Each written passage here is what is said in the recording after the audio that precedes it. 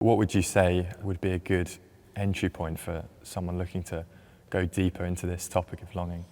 Yeah, The Weight of Glory, which is a sermon Lewis preached here in Oxford, is a great distillation of his thoughts on this topic, expressed at greater length in his autobiography, Surprised by Joy. An action point, just sort of personally, existentially for people is, do not confuse the vessel of beauty with the beauty itself.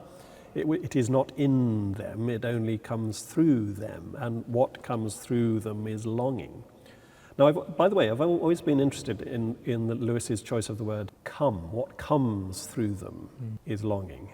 You might expect him to be saying the opposite. What goes through them is longing. What goes through me to the source is the longing, which is a very interesting inversion of the whole dynamic. It's almost as if he's implying that it's God's longing for us that we experience when we long for God. And I think theologically that's actually quite a deep truth, that we would not be looking for God if God were not looking for us. Then Lewis himself gives advice in Mere Christianity. He says, if I find in myself a desire which no experience in this world can satisfy, the most probable explanation is that I was made for another world. If none of my earthly pleasures satisfy it, that does not prove that the universe is a fraud. Probably earthly pleasures were never meant to satisfy it, but only to arouse it, to suggest the real thing.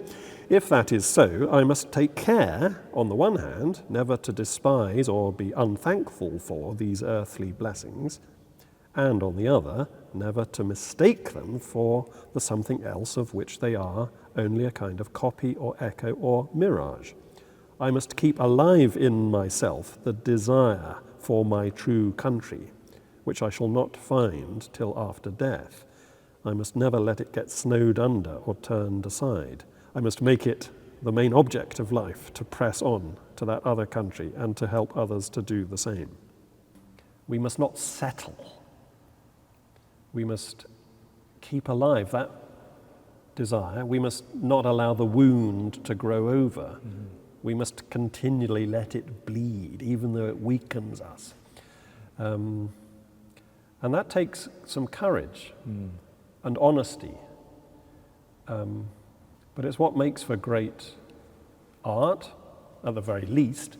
It's also what makes for great human beings, because the truly saintly, the truly godly and holy people among us are those who do not settle, who allow themselves to bleed, as it were.